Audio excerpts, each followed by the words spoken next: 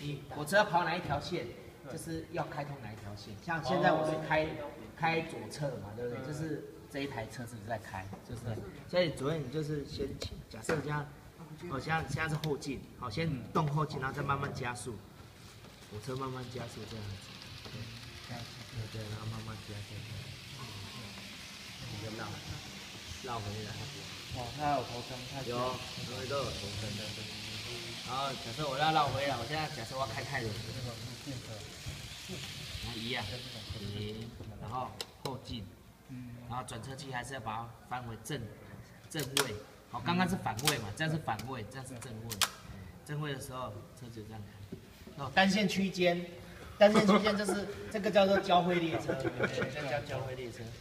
是这样啊，因为它本身这台车子有倾斜的功能，所以你看它在过弯道的时候会有倾斜的角度出来。是现在就是普悠玛号有对，它本身就是倾斜式列车。真的？对啊，它也是倾斜列车哦。对，它是泰鲁格。这么小台也有？对，它有倾斜机构，来我弄给你。